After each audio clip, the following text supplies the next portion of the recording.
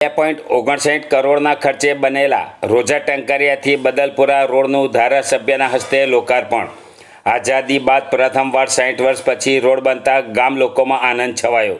આમોદ તાલુકાના રોજા ટંકારિયા ગામથી બદલપુરા ગામનો રોડ અત્યંત બિસ્માર બન્યો હતો, જેથી ગામ લોકોની રજૂઆતને પગલે ધારાસભ્ય ડીકે સ્વામીના સતત પ્રયાસોના કારણે 2.59 કરોડના ખર્ચે નવો 4 કિલોમીટરનો રોડ મંજૂર કરવામાં આવ્યો હતો।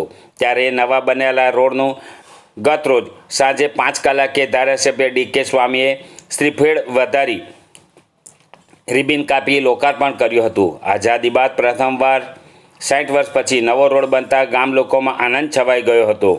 આ પ્રસંગે આમોદ તાલુકાના રોજા ટંકારિયા ગામના સરપંચ ધર્મેન્દ્ર પંડવી, માર્ગ અને મકાન વિભાગ જંબુસરના ડેપ્યુટી ઇજનેર નિકુંજભાઈ શાહ, ભાજપના કાર્યકરો તથા ગામના આગેવાનો મોટી સંખ્યામાં ઉપસ્થિત રહ્યા હતા।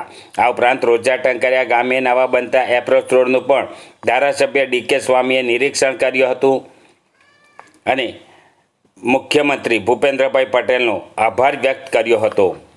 આમોદ તાલુકાના રોજા ટંકારિયા ખાતે ગામમાં એપ્રોચ રોડનું કામ ચાલી રહ્યું છે, ત્યાં પણ વિઝિટ કરી અને કામનું નિરીક્ષણ કર્યું।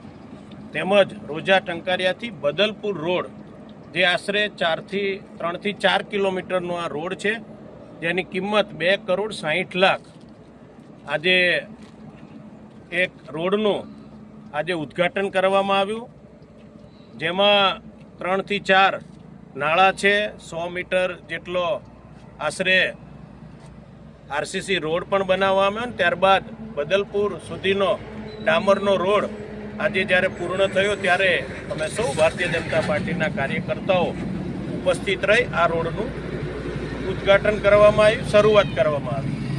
લગભગ મારા ખ્યાલ પ્રમાણે અથવા તો ગામના સૌ આગેવાનોનો કહેવા પ્રમાણે 60 વર્ષ બાદ આ રોડ આજે જ્યારે બની રહ્યો છે, આઝાદી પછી આ પહેલીવાર આ રોડ બની રહ્યો છે, ત્યારે ગામના સૌ જનો આજે આનંદની લાગણી અનુભવી રહ્યા છે।